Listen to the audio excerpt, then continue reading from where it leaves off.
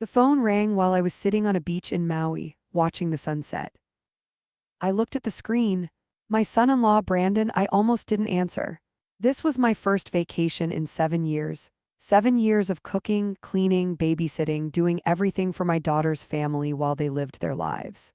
But I answered, "Hello, Dorothy, where are you?" Brandon's voice was sharp, demanding. "I'm in Hawaii. I told everyone I was taking a vacation." "A vacation? Are you serious? You need to get back here right now." I didn't say anything. Just listened. "Melissa needs you. The kids need you. We have the charity gala next weekend and the house is a disaster. You need to be here." "Brandon, I'm on vacation. I'll be back in 10 days like I said." "10 days? No, absolutely not. You need to come home now, tomorrow. Get on a plane." "I'm not doing that." There was silence. Then his voice changed, colder. "Dorothy, let me be very clear. You owe this family. Everything we've done for you, taking you in after Harold died, giving you a place to live, including you in our lives. You owe us. And right now, we need you here." I felt something shift inside me, something cold and hard. "I owe you?" "Yes, you do, so stop being selfish and get back here." I was about to respond. About to tell him exactly what I thought of his demands, but then I heard my daughter's voice in the background. "Is she coming back?" "I'm working on it," Brandon said, his hand not quite covering the phone. "Good, tell her we need her here. She's being ridiculous with this vacation nonsense. She's 72 years old. Where does she think she's going?" And then they both laughed, that laugh, like I was a joke, like my first vacation in 7 years was absurd. Like wanting 1 week to myself after everything I'd done for them was selfish. I smiled. "Brandon, what? I'm going to hang up now. Enjoy your week." "Wait, Dorothy, we're not done." I ended the call. And I sat there on that beach watching the sunset, feeling something I hadn't felt in 7 years. Freedom. Because Brandon and Melissa had no idea what they'd just done. They had no idea what I'd been planning. And they definitely had no idea what that phone call had just cost them. But they were about to find out. Let me start from the beginning. Because nothing about my life, my relationship with my daughter, or my situation was what Brandon and Melissa thought it was. And that was exactly how I'd planned it. My name is Dorothy Ann Sullivan. I'm 72 years old. I'm a widow. And for the past 7 years, I've been living in my daughter's house in Portland, Oregon, cooking her meals, cleaning her home, and raising her children while she and her husband lived their perfect lives. That's what everyone thinks, but the truth is very different. Let me go back to 2017. 7 years ago, my husband Harold died that year, heart attack. He was 75 years old. We'd been married for 48 years. Harold and I had built a good life together. He'd been a commercial real estate developer in Portland. Started with nothing in the 1970s and built a company that developed shopping centers, office buildings, apartment complexes all over Oregon and Washington.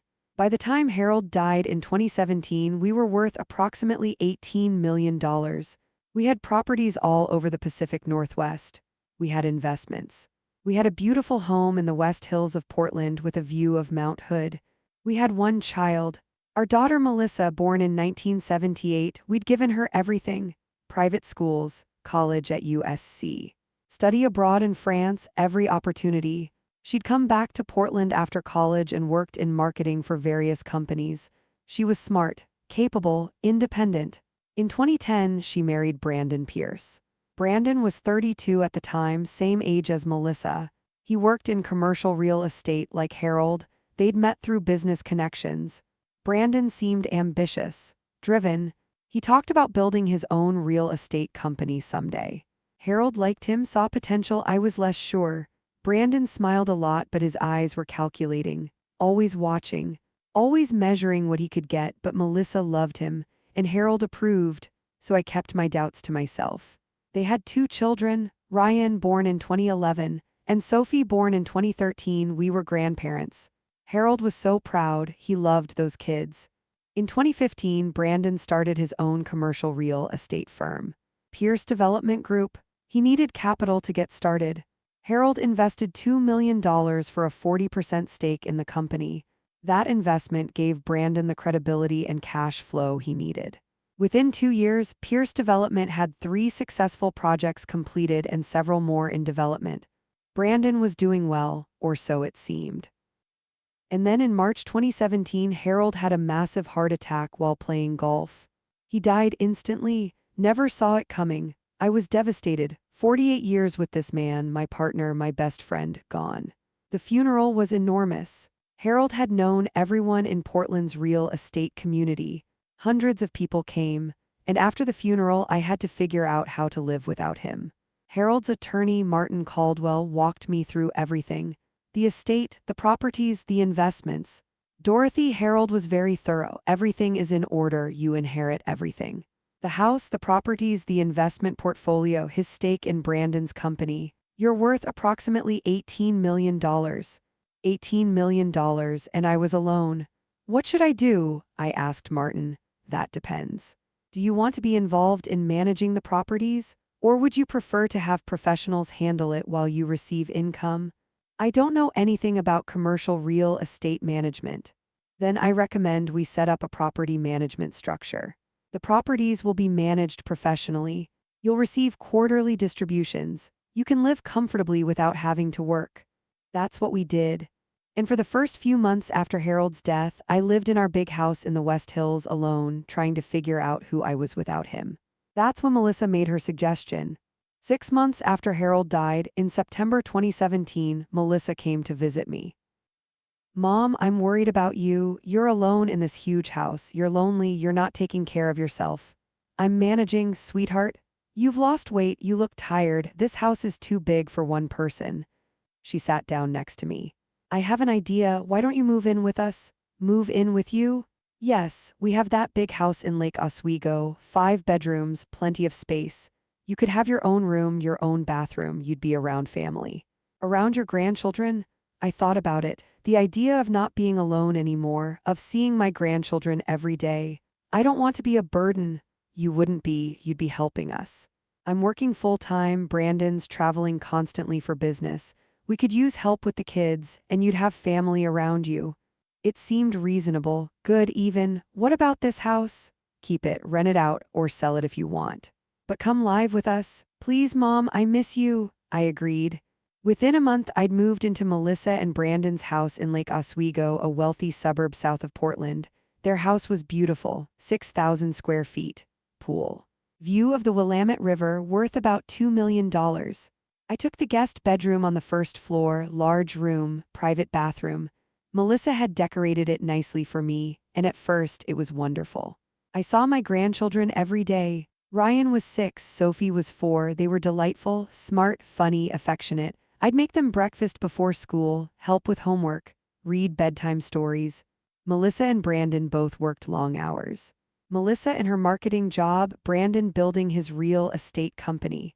So I started doing more, cooking dinner for everyone, doing laundry, keeping the house clean. Mom, you don't have to do all this, Melissa would say. I don't mind, I like being useful. And that was true at first, but gradually over months and then years, something shifted. My helping became expected, then required. Melissa stopped saying thank you for dinner. She started leaving me lists of things to do. Brandon stopped acknowledging me at all. I'd cook elaborate meals and he'd eat without looking up from his phone. The kids started treating me like staff.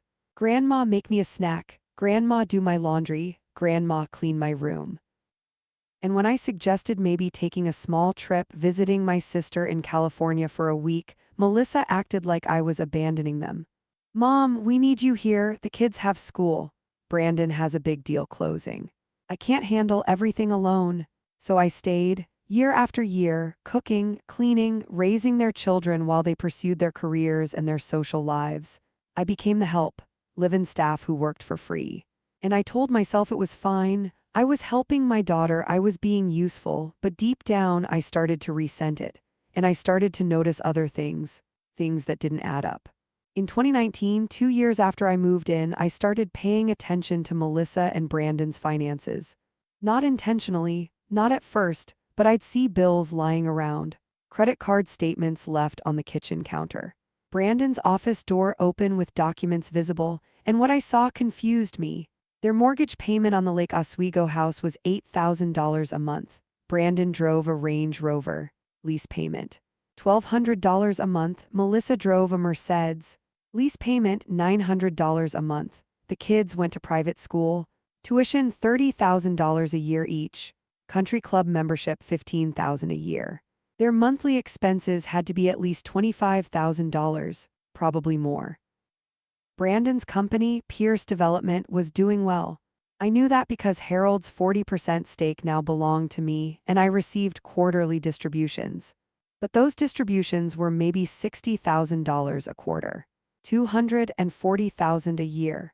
Brandon was the CEO and majority owner. He'd be making more than me. But even if he made $500,000 a year from the company and Melissa made another $100,000 from her marketing job, they'd be bringing in maybe $600,000 a year total. Which sounds like a lot, but with their expenses and taxes, they should have been just breaking even. Yet they lived like they were worth millions. New furniture constantly, expensive vacations, Melissa's jewelry collection, the pool renovation that cost $80,000. Where was the money coming from? I started paying more attention, and in late 2019 I discovered something interesting. I was cleaning Brandon's home office when I saw a bank statement on his desk. Monthly deposit. $5,000 from Dorothy A. Sullivan from me, except I'd never sent Brandon $5,000. I looked through more papers. There were multiple statements showing monthly deposits, $5,000 every month. For the past 2 years, I went back to my room and called my bank. Yes, Mrs. Sullivan, you have an automatic monthly transfer set up. $5,000 from your checking account to a joint account belonging to Brandon and Melissa Pierce. The transfer was set up in November 2017. November 2017, 2 months after I moved in, I didn't set up that transfer.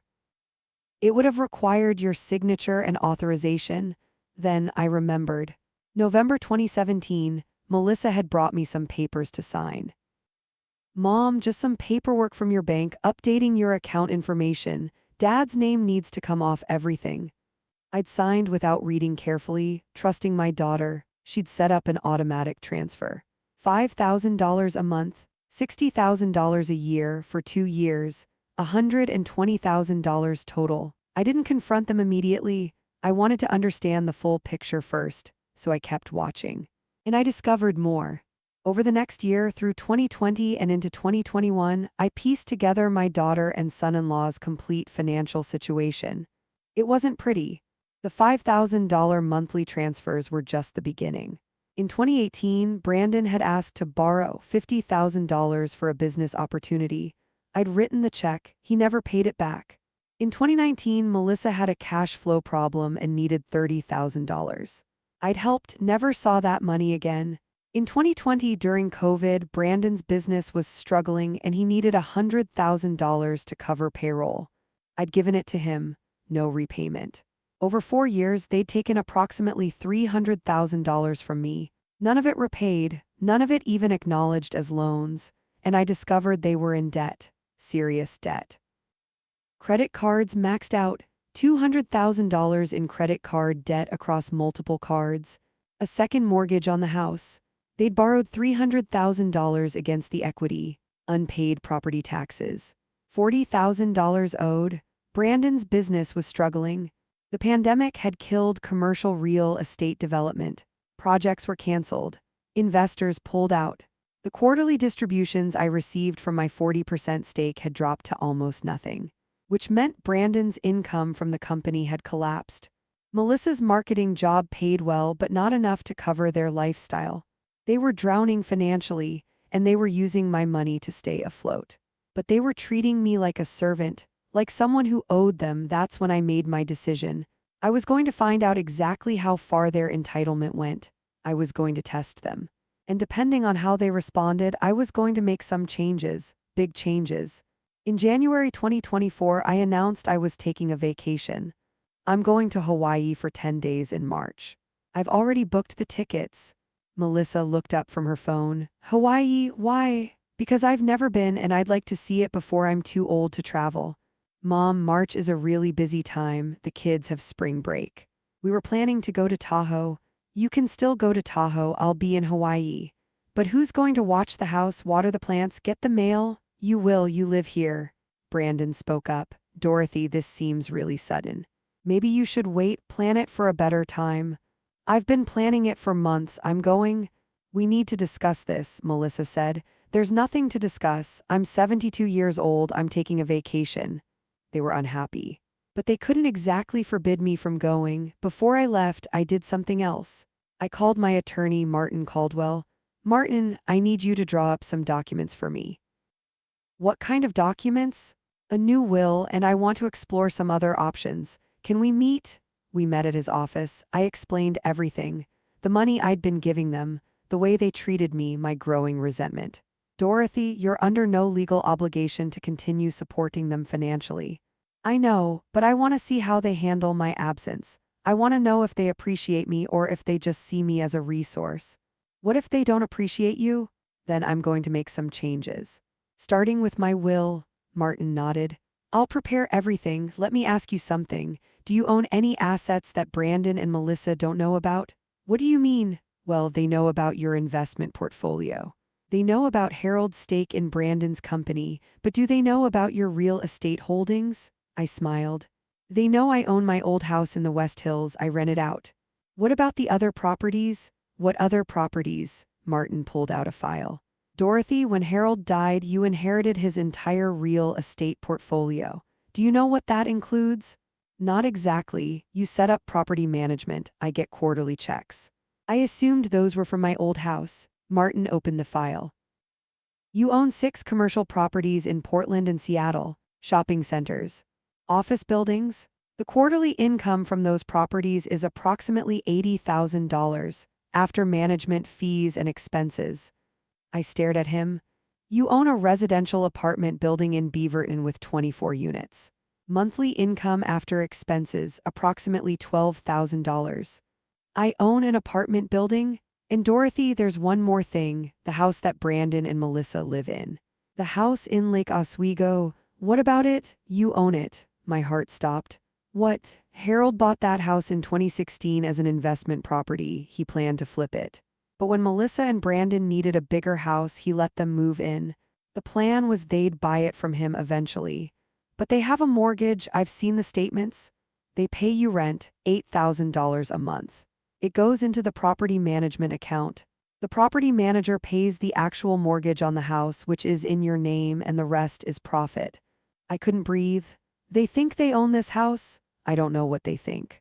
But legally, you own it. Harold never sold it to them, and when he died, it transferred to you along with everything else. I sat there processing. My daughter and son-in-law lived in a house I owned. They'd been paying me rent for years, thinking it was a mortgage payment to a bank, and they'd been treating me like staff. Martin, I want you to prepare some documents. Quietly, don't file anything yet. But I want them ready. What kind of documents? Eviction notice, termination of the rental agreement, notice that I'm exercising my rights as majority shareholder in Pierce Development Group. And a new will? Who do you want to leave your estate to? I'm still deciding, but it won't be Melissa and Brandon's, not after how they've treated me. Martin prepared everything. And I went to Hawaii with those documents in my email, ready to be executed with one phone call. All I needed was a reason. All I needed was confirmation that they saw me as a burden, as someone who owed them. And on my 3rd day in Maui, Brandon gave me exactly that. Let me tell you exactly what Brandon said on that phone call, because every word mattered. Dorothy, where are you? I'm in Hawaii. I told everyone I was taking a vacation. A vacation? Are you serious? You need to get back here right now. Brandon, I'm on vacation. I'll be back in 10 days. 10 days? No, absolutely not. Melissa needs you. The kids need you. We have the charity gala next weekend and the house is a disaster. You need to be here. The charity gala? The fancy fundraiser where they'd show off to their rich friends, where they needed their house to be perfect, where they needed me to make them look good. I'm not coming back early. Dorothy, let me be very clear. You owe this family everything we've done for you, taking you in after Harold died, giving you a place to live. Including you in our lives, you owe us, and right now we need you here. Taking me in, giving me a place to live, in the house I owned, that I was charging them $8,000 a month to live in, while also giving them $5,000 a month directly. While also having loaned them $300,000 over 4 years, I owed them. I owe you? Yes, you do, so stop being selfish and get back here. Then I heard Melissa in the background. Is she coming back? I'm working on it. Good, tell her we need her here. She's being ridiculous with this vacation nonsense. She's 72 years old. Where does she think she's going? And they both laughed. That laugh told me everything I needed to know. I wasn't family to them. I was the help who'd gotten above herself. I was supposed to be grateful they let me live in their house. I was supposed to serve them, forever, without complaint. Without wanting anything for myself, because I owed them. Brandon, I'm going to hang up now. Enjoy your week. Wait, Dorothy, we're not done. I ended the call, sat on that beach, and I pulled out my laptop. I sent an email to Martin Caldwell with a single word: execute. Execute all the documents we'd prepared, the eviction notice, the demand for repayment of all loans, the notice that I was exercising my rights as majority shareholder in Pierce Development Group, and the new will, leaving everything to charity and to Ryan and Sophie in a trust they couldn't access until age 30. Managed by trustees who weren't their parents. Melissa and Brandon would get nothing, not $1. Martin responded within an hour. Documents filed and served. They'll receive notice tomorrow morning. I put my laptop away, ordered another drink, and watched the sunset. Tomorrow, my daughter and son-in-law were going to discover who really held the power in this relationship, and it was going to destroy them. I knew the moment they received the documents because my phone started ringing at 6 a.m. Hawaii time. 9 a.m. in Portland. I didn't answer. I let it ring. Brandon, Melissa, Brandon again, Melissa again. Then the text messages started. Brandon, call me right now. Melissa, Mom, what is going on? Call me immediately. Brandon, you can't do this. Call your lawyer and stop this. Melissa, this is insane. You're making a huge mistake. I didn't respond to any of them. I had breakfast, went for a walk on the beach, came back to my hotel room. 63 missed calls, 47 text messages, and 1 voicemail from Martin Caldwell. Dorothy, they've been calling my office nonstop. Brandon showed up in person demanding to see me. I told him I can't discuss your private legal matters with him. He threatened to sue me. I had security escort him out. Just wanted you to know everything is proceeding as planned. I called Martin back. How did they react? About how you'd expect. Shock, anger, denial. Brandon insists you can't evict them because they've been paying the mortgage for years. I explained that they've been paying rent, not a mortgage, and that you own the property outright. He didn't take it well. What about the other documents? The loan repayment demand letter was served simultaneously. You're demanding immediate repayment of $300,000 in loans made between 2018 and 2023, plus the $120,000 in unauthorized transfers. Total $420,000. And Pierce Development Group, you've called an emergency shareholder meeting as holder of 40% of the company. The meeting is scheduled for next week. On the agenda, review of company finances and potential change in management. They can't ignore a shareholder meeting, can they? Not legally. You have every right as a major shareholder to call a meeting and review the books. Good. Dorothy, I have to ask, are you sure about this? Melissa is your daughter. Melissa is an adult who's been using me for 7 years while treating me like a servant. I'm done. Understood. One more thing. The will has been updated and filed. If anything happens to you, Melissa and Brandon receive nothing. Everything goes to charity and to a trust for your grandchildren. Perfect. I hung up, and finally I called Melissa. She answered on the first ring. Mom, what the hell is going on? Hello, Melissa. We just got served with all these legal documents. Eviction notice, loan repayment, you're calling a shareholder meeting. What are you doing? I'm exercising my legal rights. Your legal rights? You can't evict us. This is our house. Actually, it's my house. It's been my house since your father bought it in 2016. You've been renting it from me for 8 years. Silence. That's not true. We have a mortgage. We pay $8,000 a month. You pay $8,000 a month in rent to me. It goes into my property management account. I use some of it to pay the actual mortgage, which is in my name, and I keep the rest as rental income. But Dad planned to sell it to you eventually, but he died before that happened, and it became mine. You've been my tenants for 7 years. I could hear her breathing hard. Okay, fine, so we're renting. Why are you evicting us? We've never missed a payment. Because I don't want to be your landlord anymore, and I certainly don't want to be your live-in servant.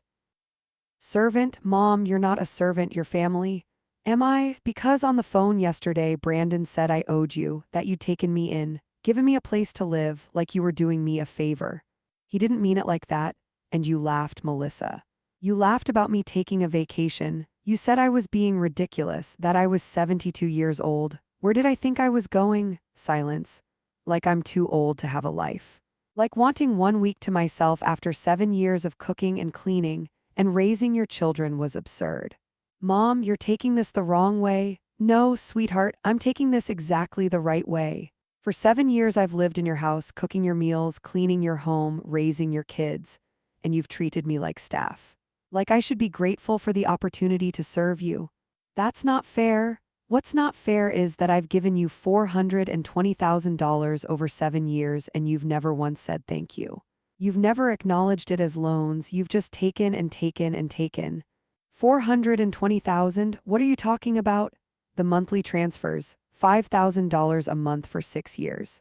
The 50,000 you borrowed in 2018, the 30,000 in 2019, the 100,000 during COVID, all the smaller amounts. It adds up to $420,000. Those weren't loans. Those were gifts. Gifts. You never asked if they were gifts. You asked to borrow money. Brandon said he'd pay me back, but you never did, so now I'm demanding repayment. Immediately? We don't have $400,000. Then you'll need to figure it out. You have 30 days to vacate my house, and 30 days to repay the loans, or I'll sue you. Mom, please be reasonable. We can't just come up with that kind of money. Brandon's business is struggling. We have expenses. The kids' school. You should have thought about that before you treated me like garbage. We never treated you like garbage. Brandon called me yesterday and told me I owed you. For taking me in, for giving me a place to live. In my own house, Melissa, that I'm charging you rent to live in, while also giving you $5,000 a month. He said I owed you. He was upset. He didn't mean. And you agreed with him? So clearly you both think I'm a burden you've been generously tolerating. Well, good news, you don't have to tolerate me anymore. I'm done. Where are you going to live? I own 7 properties, Melissa. I'll figure it out. I hung up, and I felt lighter than I'd felt in 7 years. I flew back to Portland 3 days early, not to my daughter's house, to my house in the West Hills, the one I'd been renting out. The tenants had just moved out. It was empty. I walked through the house I'd shared with Harold for 30 years. It felt right, being back. I called a furniture rental company, had the house furnished within 24 hours. Basic stuff. Enough to live, and I prepared for the shareholder meeting. Martin Caldwell had done his homework. He'd hired a forensic accountant to review Pierce Development Group's books. What they found was worse than I'd expected. The company was bankrupt. Completely bankrupt. Brandon had been running it into the ground for 3 years. He'd taken on projects that were too big, too risky, borrowed money the company couldn't afford to repay, made bad deals with worse partners. The company owed creditors nearly $4 million. It had assets worth maybe $500,000. Brandon had been paying himself a salary of $400,000 a year, while the company was drowning in debt. And my 40% stake? Worthless. The company was going under, but there was more.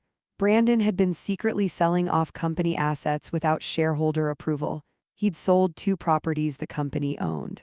Used the money to pay personal debts. That was fraud, clear, simple fraud. The shareholder meeting was scheduled for a Tuesday morning at Martin's law office. Brandon showed up with his own attorney. Some guy in an expensive suit who looked nervous.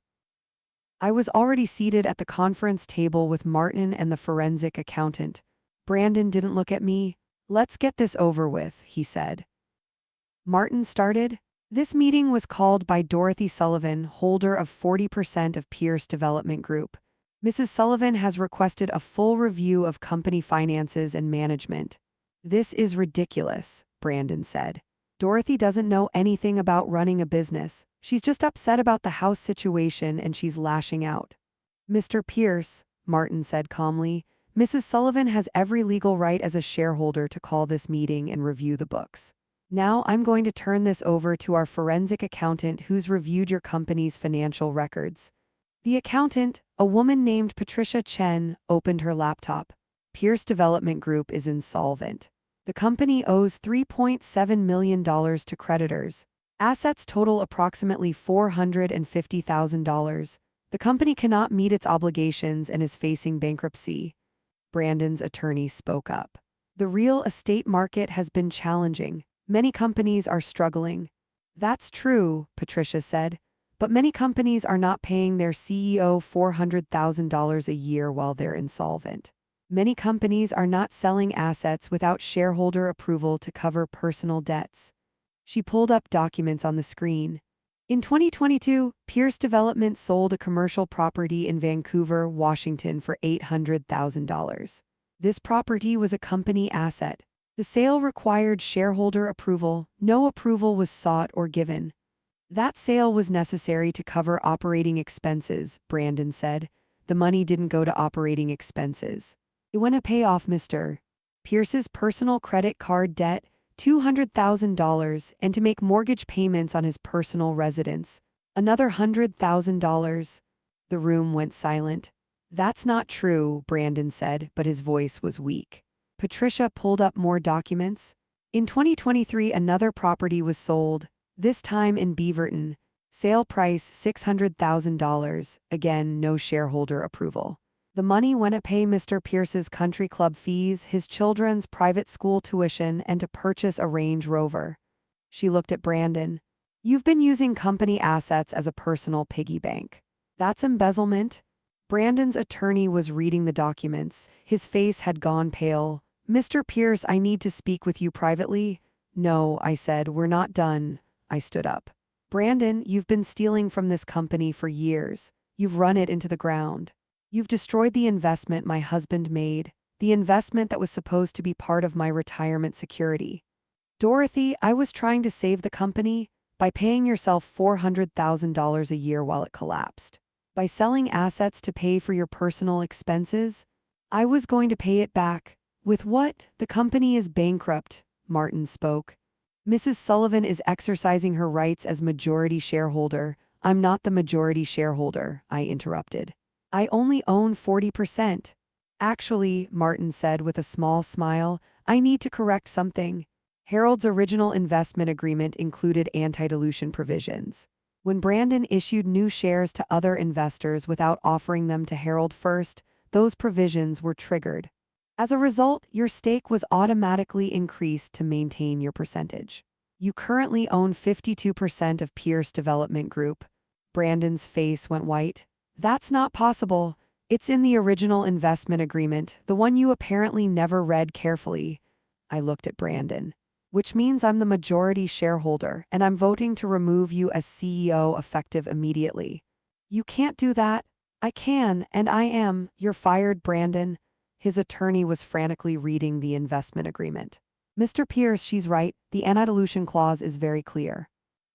I'm also voting to initiate bankruptcy proceedings, I continued. The company will be dissolved, assets will be sold to pay creditors, and I'm filing a personal lawsuit against you, Brandon, for embezzlement and fraud. You'll be repaying every dollar you stole. I don't have that money. Then I'll take everything you do have, starting with your Range Rover. I gathered my papers. Meeting adjourned. And I walked out, leaving Brandon sitting there, his career destroyed. The 30-day eviction notice expired on a Saturday. I'd made arrangements with a moving company. At 8 a.m., they arrived at the Lake Oswego house with trucks. I was there with them. And with a sheriff's deputy because Martin had warned me Brandon might cause trouble. Melissa opened the door. She looked terrible, like she hadn't slept in days. Mom, please don't do this. The eviction notice was valid and legal. You have to leave. Where are we supposed to go? We can't afford another house. Brandon lost his job. I'm the only one working. You should have thought about that before you treated me like your servant. We never treated you like a servant. We loved having you here. You loved having free childcare and housekeeping. You didn't love me. You used me. Brandon came to the door. He looked worse than Melissa, defeated. Dorothy, please let us stay for another month. Just until we figure out where to go. No, the kids' school is here. They're friends. We can't just uproot them. You should have considered that before you embezzled from your own company and went bankrupt. The movers started carrying boxes out. Melissa was crying. I can't believe you're doing this. You're my mother. How can you throw us out? How could you take $420,000 from me and never say thank you? How could you laugh at me for taking a vacation? How could you treat me like I owed you for the privilege of living in my own house? We didn't know it was your house. Does it matter? You've been taking my money for years. The monthly transfers, the loans. Did you think that was free? We thought you were helping us because you loved us. I was helping you because I do love you, but you never appreciated it. You just kept taking. And when I wanted 1 week to myself, you told me I was being selfish, that I owed you. Melissa sat down on the front steps, crying. Brandon just stood there watching the movers. Where did we go wrong? He asked quietly. You got greedy. You started living a lifestyle you couldn't afford. And instead of cutting back, you stole from your company and from me to maintain it. That's where you went wrong. What about the kids? Ryan and Sophie, they're your grandchildren. And they'll be fine. I've set up trust funds for both of them. They'll get money for college, for their futures, but you and Melissa won't see any of it. The trusts are managed by professionals. You can't touch them. You've really thought of everything, haven't you? I had 7 years to think about it, Brandon. 7 years of cooking and cleaning and being treated like I didn't matter. Yes, I thought of everything. By noon, the house was empty. Melissa and Brandon and the kids were gone, moved into a small apartment that Melissa had found. 2 bedrooms, 1,000 square feet. The 8,000 square foot house with the river view and the pool was empty. I walked through it one last time. This had been their dream house, their symbol of success. And they'd lost it because they couldn't see that the old woman cooking their dinner was the one who really held the power. It's September 2024 now, 6 months since I evicted Melissa and Brandon. A lot has changed. Pierce Development Group filed for bankruptcy in April. The assets were sold. Creditors got some of their money back, not all. Never all. Brandon owes me $420,000. He's paying me $500 a month. It'll take him 70 years to pay it back. He's working as a commercial real estate agent now, not a developer, an agent. Selling other people's properties, making maybe $80,000 a year. Melissa is still working in marketing. Between the two of them, they're making enough to get by, but just barely. They live in that small apartment. The kids had to switch to public school. No more country club, no more luxury cars. They're living the life they can actually afford, and I'm living in my house in the West Hills. I've redecorated, brought in furniture I like, made it mine again. I've started traveling. I went back to Hawaii, then to Europe. Next month I'm going to New Zealand. I'm doing all the things I couldn't do for 7 years because I was cooking Melissa's dinner and doing Brandon's laundry. Do I miss my grandchildren? Yes, every day, but I see them. Melissa brings them to visit every other weekend. The visits are awkward. Melissa is still angry with me, but she's also broken. She knows I was right. And slowly, very slowly, she's starting to say things like, I'm sorry and I didn't realize. Last week she brought me flowers.